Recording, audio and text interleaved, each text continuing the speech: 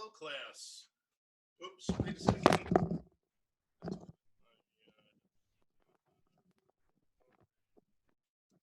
There we go. Ugh. All right, that's better. All right, today I want to continue on. I think this is lecture 10, and this is a continuation of the last lecture on vectors and vector operations that we did. Hope everybody can see that. And I had finished up with the cross product, and we figured out that in both of the two cases, both the definition of the cross product and the definition of the dot product, which I'd like to just write up here for a second. Remember that the dot product of two vectors is a scalar, right? It's a scalar, and it's equal to the magnitude of A times the magnitude of B times the cosine of the angle between those two. So that's the definition of the dot product, and the definition of the cross product is the magnitude of A cross B, because A cross B, of course, is a vector, so I have to take the magnitude, because if A dot B is a scalar, then the magnitude of A, which is a scalar, times the magnitude of B times the cosine of the angle between those, all three of those are scalars. So that's a scalar. So for this to become a scalar, I have to take the magnitude of that, which is obviously the magnitude of a vector is the scalar. So that equals the magnitude of A times the magnitude of B times the sine of the angle between those two. And I want you to always, use both of those to make sure that what it is that you're finding is the correct angle and not 90 degrees off the correct angle, or actually, yeah, 90 degrees off the correct angle. So anyway, I just want to put those up there. We're going to see those again just when I look at some line integrals in a minute, sort of portends of things to come. But before I do that, what I want to look at is what is the dot product and what is the cross product? I mean, what geometrical things do they give you, right? So if we were looking at two vectors, let's say I'm looking at a vector A and I'm looking at a vector B, right? And let's say that the magnitude of A, I mean, if you look at it, that would be about right there. So the magnitude of A, that's about 1. And then if I look at this, if I bring it around here and I'm looking at that length right there, I'd say that's about, let's see, 1, 2, 3, 4, 1, 2, 3, 4.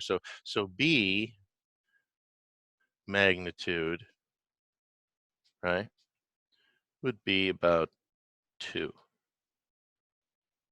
Does everyone see that? So if I have A and I want to find out what the cosine of A, so this distance right here is A, right? The distance of A times the cosine of the angle between those. Does everybody see that? Right? So this distance right here is A times cosine theta. And then what's B? B is 2, right? So it would just expand that. What if B was only up to here? Then it would just be 1, wouldn't it? And so you can see that we're taking the magnitude of B and we're multiplying it by the projection of A on B. All right. Now, what is the cross product? Well, the cross product, as you know, is always perpendicular to the two I'm going to try to draw this in 3 dimensions here.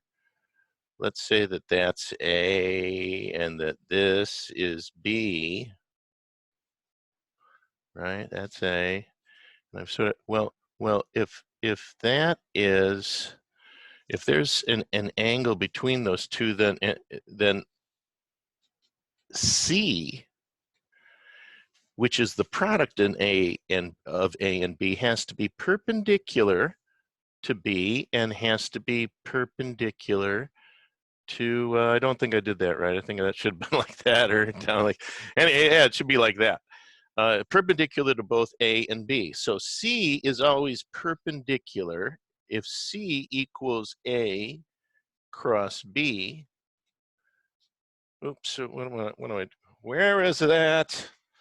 If it's A cross B, it's perpendicular. The vector C is perpendicular. Now, did I draw that right? Let's see. A cross B, that would be negative. So this is really B. C is really B cross A, isn't it? No. So yeah, C is not A cross B.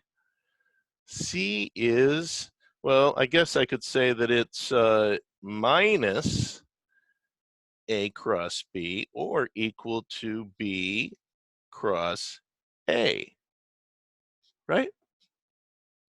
Right. Negative A cross B, or positive B cross A. How do I know that? Of course, I use my right hand, don't I? So if I lay my right hand along B and I curl my fingers toward A, B cross A, my thumb is pointing out of the page, right? So that's right. So B crossed with A gives me C pointing upwards, whereas A crossed with B would give me C pointing downwards. It would give me minus C pointing down. Well, anyway, you know what I mean. It'd be in the opposite direction. That's all I'm really pointing out. But what is this really? Well, if I was to take it inside the plane, if I was to make a rhombus here, inside the plane of A cross B, right? So let me just shade that in a little bit. Well, didn't do a great job there, but this area right here, right? That area equals the magnitude of A times the magnitude of B times the sine of the angle, and that would be the angle right here. You know, in the rhombus, if I laid this out on a plane, I would have something that looked like this, right? Like a rhombus, and of course this would be the angle that I'm talking about right there, and that would be the thing, and of course then C would be the direction of that. That would be the magnitude, but this would be the direction. C would be perpendicular to both A and B. It's called the parallel pipette, that area right there. Anyway, I think that you get the general idea. So anyway, that's actually what A dot B and B and A cross B really are. Now, let's go on a little bit. I just want to do an example problem. I'm just going to cut that part of the board out. And I'm leaving that there. I don't know what I'm going to do with it. I'll make some drawing of some kind later. Sort of looks like a cow, doesn't it? Or a fish? Or the head of a bird?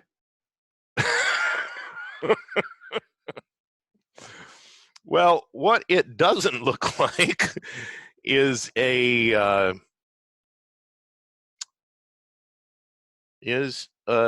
flange sticking out of a wall.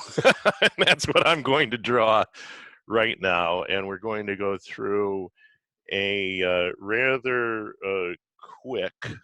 Let's see what I've got there. 1, 2, 3, 4, 5, 6. 1, 2, 3, 4, 5, 7. And then have that go up 3. Yep, just like that. Okay, and then I'm going to be pulling down what is that angle? Yeah, 20 degrees. So I'm going to be putting a force there, and the angle is going to be 20 degrees. I hope you can see that, but you probably can't. So anyway, let's just call that the angle, and I'm going to write down here the angle is 20 degrees. Now, this distance here is going to be 7, and I'm going to say that that's 7 centimeters from here all the way out to there. And then from here up to here is going to be 3 centimeters. I've got a force that's pulling off at the end there, and it's pulling off at 20 degrees to the horizontal. This is made out of steel, and it's embedded inside the concrete or steel or whatever it is here. It's embedded. It's not moving. Don't worry about that. But what I want to find out is I want to find out what the moment is on that, right? I think we can all see that we've got a certain force. I'm going to give you what the force is in just a second. In fact, why don't I give it to you right now? The force is 400 newtons. It's pulling down at 20 degrees to the horizontal, and it's got this steel flange here. And so what I want to find out is I want to find out 2 things. I want to find out what the reactionary force is on the flange right here at the thing. Is it being pulled out? Is it being pushed in? I think everybody can see that it's being pulled out, but it's not being pulled out by the total force. It's being pulled out by the total force times the cosine of the force, isn't it? Because if we draw a free body diagram here, we can really see that if I have that, I mean, I've got a force that's going to be pushing back this way, right? Because you've got a force. I'll just draw it. Okay. So you've really got a force that's pushing this way. This is F sub x, and then you also have a force that's pushing down in this direction, F sub y, and we can figure out what those 2 are. And we know that this one is just going to be minus F sub x, right? Because it's not being pulled out of the wall; it's staying in the wall. So we've got to have a force that's pulling on that that's equal and opposite. This isn't going anywhere. So it's a static free body diagram. However, we also want to find out what is the moment, right? So if I draw the positive moment, which we know, from our, boy, I can't draw an arrow today. It's sort of like a star arrow. There's an arrow. So if that's the resisting moment, then there's going to be a moment here, and that moment, the applied moment, is going to be, in this direction. I think everybody can see that it's pulling down. It's going to tend to rotate it in a clockwise fashion, whereas the reactionary moment is going to be in the counterclockwise fashion. So how do we figure that out? Well, we know. We'll go by the cowhead picture. We know that a moment, right, equals R cross F. We know what R is and we know what F is, and so let's just do this. Like I say, most of you have already had me. Well, hello, Mr. Cow. So R, if we look at it, it's from the point. We're going to be summing the moment right around the bottom of that. So it's going to be 7 and then 3. 7 up and 3. So we're always looking at from where, if we call that O, from where it's being summed to where the force is applied. So from O to A, I don't know, we'll call this A. So from O to A, what have we got? We've got 7 centimeters in that thing. So it's going to be 7 I hat plus 3 J hat centimeters. And then we also have our force. And so we know that our force vector is going to be broken up into 2. So it's going to be the cosine of 20 degrees and that is 400.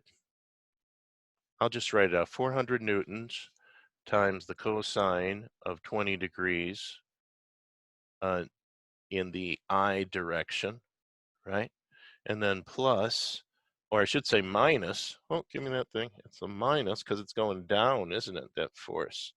So it's minus 400 newtons times the sine of 20 degrees in the J direction. And we know what those are because we've already cooked this pie. 376 newtons I hat minus 137 newtons J hat. All right? So that's what our force is. And so if we actually use the definition of the moment, R cross F, so my moment now, let's just do this. I'm just going to draw for your memory. Let's just draw this I hat, J hat, K hat, I, J, K. And so what that's telling us is I cross J equals K, J cross K equals I, K cross I equals J, you know the whole thing. So let's just do that cross product. So I've got 7I crossed with 376 newtons I. Of course, you can't do anything there. So it's 7I times minus 137 newtons J. I cross J is K. 7 times minus 137 is minus 959. Minus 959, and that's in the K direction. Of course, both of these are going to be. And so now I've got 3J crossed with 376I. So 3 times 376 is 940, but J cross I is a negative K, so it's going to be minus 940K hat, right? And so that equals minus 1899 Newton meters K hat. I should have put those units in there, but newtons and meters. Oh, wait, I shouldn't say it. Newtons and centimeters.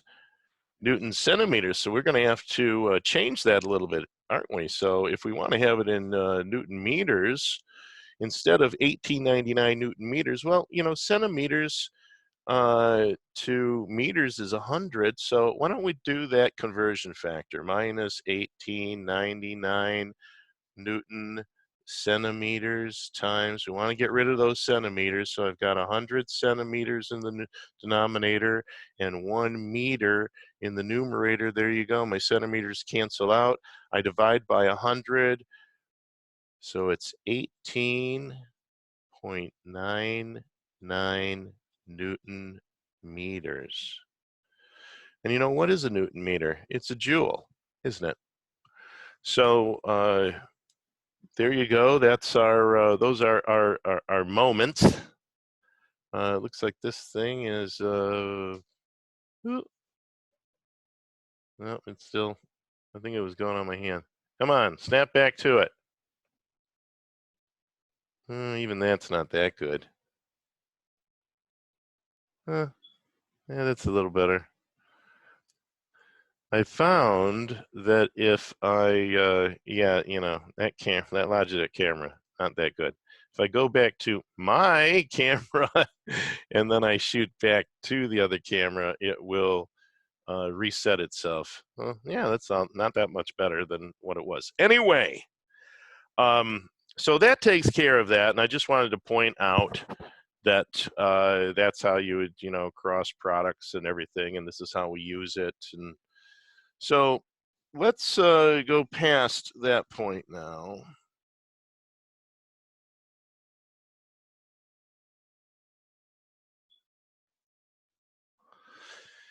And the next thing that I want to talk about is I want to talk about, you know, line integrals. We do have things like integrals of something .dl and, you know, long dl and what would go. So let's say let's just say that I had some type of planar force field, right? In fact, I'll draw it over here. Let's say I had some type of, I don't know, maybe a planet, right? Or a wind machine or something like that. But I've got some type of forces that are, emanating out radially from this thing. Right? Whether it's a hairdryer blowing air out, it's radial. Why did I draw it that way? They're all radial, right? So if I've got radial things coming out here, and then I have a line integral. Let's look at two different radii too. Let's say that this is R1, and then I've got another radius out here, R2, right? And we've got a force field, right? Force field. And you probably say, well, what's a force field? Well, of course, we live inside a force field, don't we? The gravitational force field of the Earth.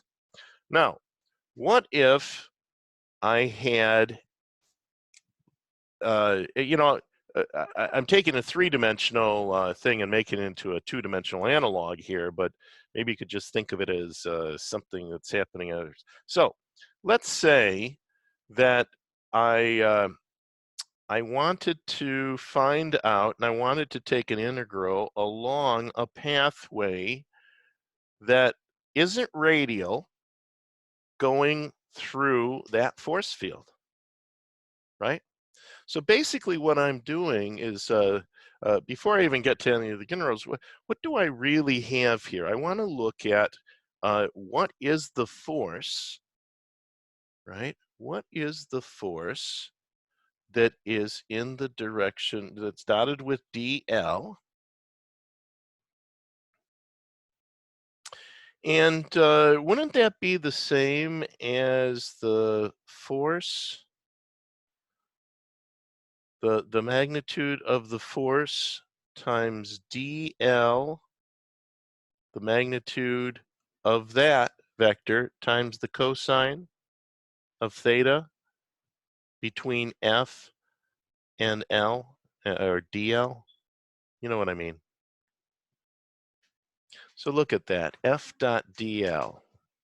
And look back at our definition of the dot product. See the definition of dot product? If I have two vectors dotted together, it's the magnitude of both of those vectors times the cosine of the angle between the two. Oh my God, isn't that exactly what I'm saying down here? If I have a force dotted with dl, right? And of course, dl, what is dl? dl is just a very small amount here. Now, let's just look right here. Let's take that. I think everybody can see colors on this. Let's just look right, I'll take this guy. Look right here. Let's blow that up. Let's blow that thing up. So I've got a force that's working out in this direction. And I have a dl. I'll just call this dr, right? So if this is dr, let's take a very small, let's blow this up, but take a very small length, dr. So if that's dr, and I'm looking at dl, right? If I take a very short length of dl, just a very short length right around where it intersects that, right? If I take a very short length of that, it's not going to be a curved arc like it is here. It's going to be a straight line, isn't it? Right?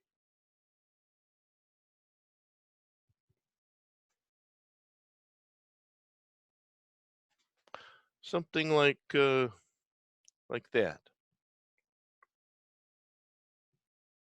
I probably should, yeah, no. I'll make it out like that. Okay.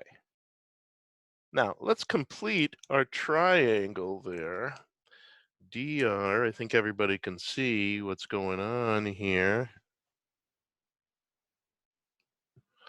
So this is dl. This is the angle that we're looking at. That would be the angle between the force, because doesn't the force work in a radial direction in all directions, right? It's a radial force. So if the force is working in dr and dl is going in that direction, then isn't dr really equal to the magnitude of dl times the cosine? I should put magnitude here. Times the cosine of theta. Oh my God, where have I seen that before? That's right. dl cosine theta, dl cosine theta, right?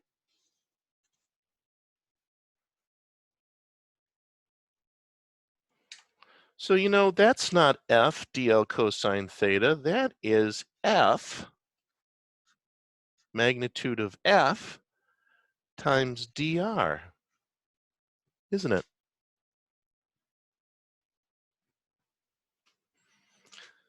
So f dot dl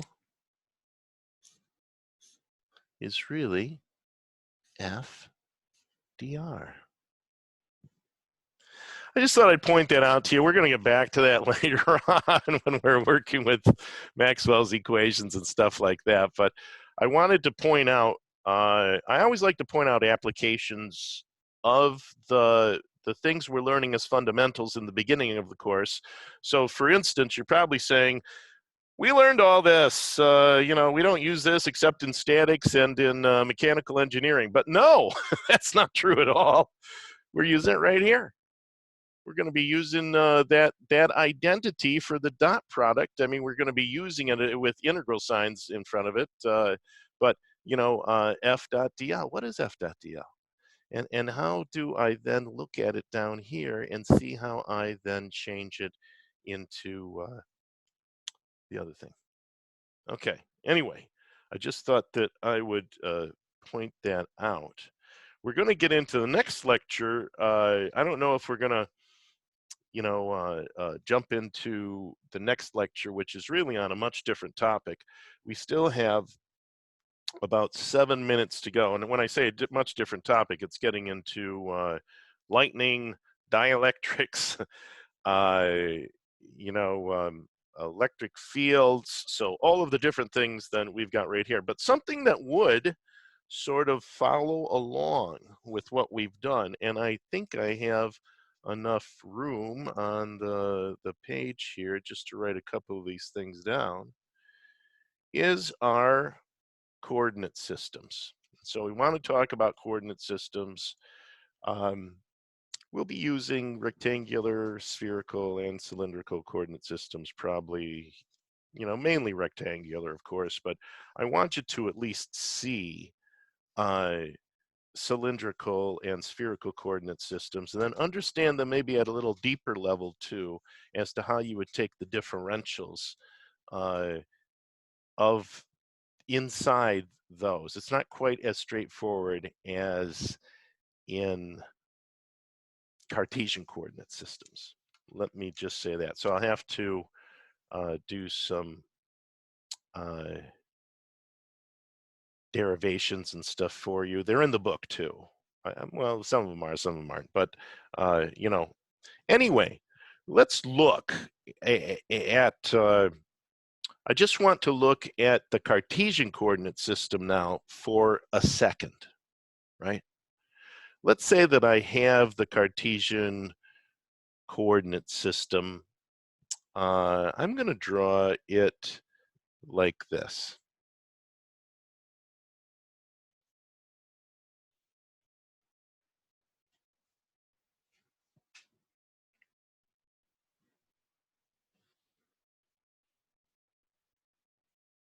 A lot of times I might draw it the other way, but I'm going to draw it like that today. And what I want to do is I want to look at a differential element. Different, you know, obviously in each of the three directions, we would have dx, dy, dz, right? If I wanted to draw those out there. And in fact, why don't I just say that this distance here is going to be dz. This distance here will be dx, and this distance here will be dy, right? Now, what if I wanted to look at the differentially small surface area inside the xy plane?